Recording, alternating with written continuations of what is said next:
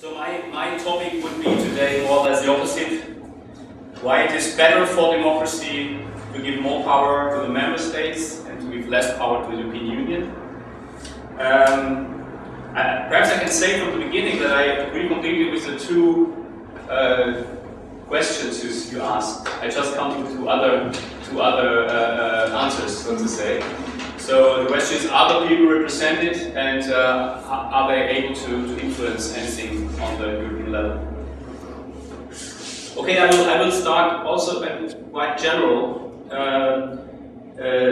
which you all will, what all of you will know already. So what are the preconditions for democracy? If you really believe in democracy, that sounds perhaps strange, but then we should really accept that we talk about ruling by the people. I mean, if we don't accept that or don't like that, we should go for something else than democracy.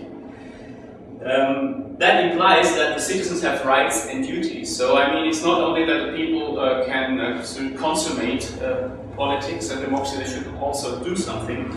They need some basic knowledge about the system, and they should be active citizens, not only passive. We also need accountable representatives. These are people who are elected by the people and who really represent the people. Then I think another point is the separation of powers. This is not a question. Check and balances, control of powers to avoid despotism. Nobody wants that. We had that enough in the past. Transparency is something which I also think is indispensable. We need to understand how decisions are made in the political system, and there must be transparency on the procedures and processes. Then subsidiarity, that means laws have to reflect on the realities of the people.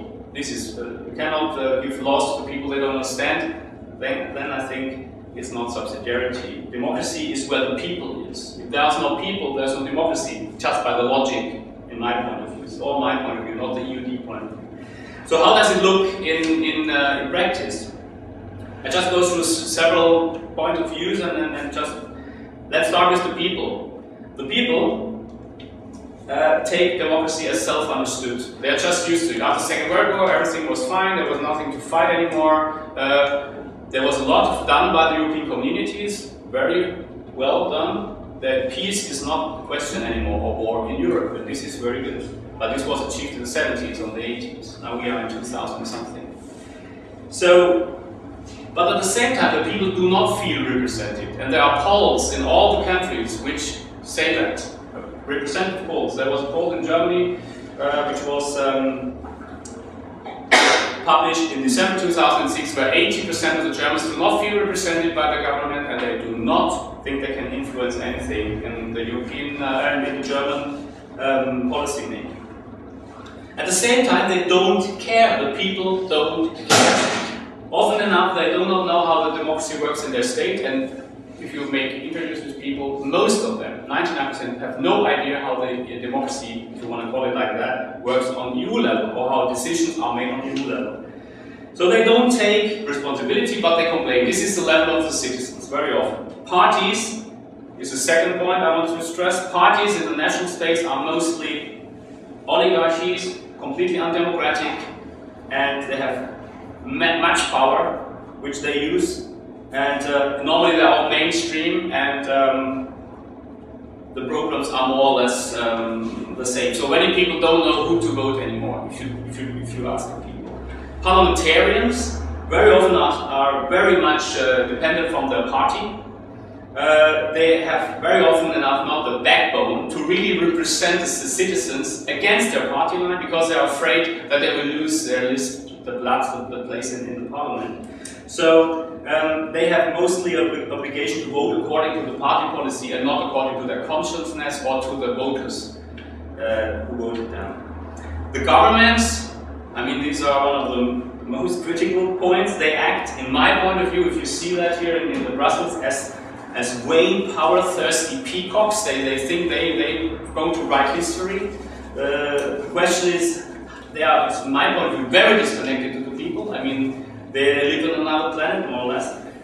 They are accomplices of powerful elitist groups. There are many elitist groups which have a lot of influence to the governments, and they are not accountable, especially if the governments act on European level, they are not accountable at all to anyone. The Commission, which is for me another player, which is very undemocratic, is extremely disconnected to the people. This is at least my point of view. They are sitting completely in an ivory tower, fed by taxpayers' money. They are unelected. They are public servants. They are self-declared guardians of a new superstate.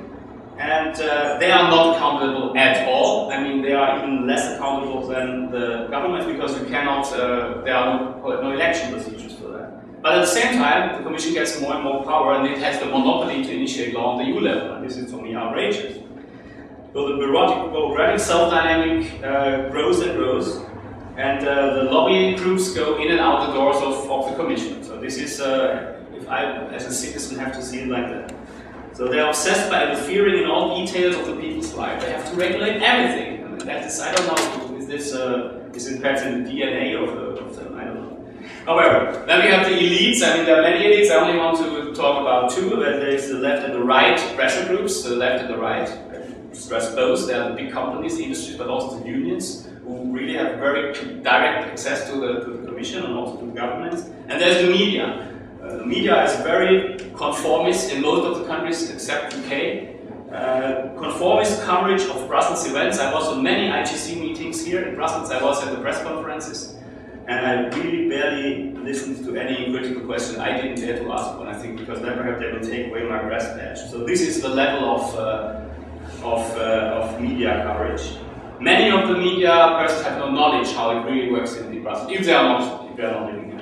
So far, very quickly and provocative, my analysis of the situation. So in this situation, and I think you cannot have great ideas how it could be, you have to see this is more or less the situation.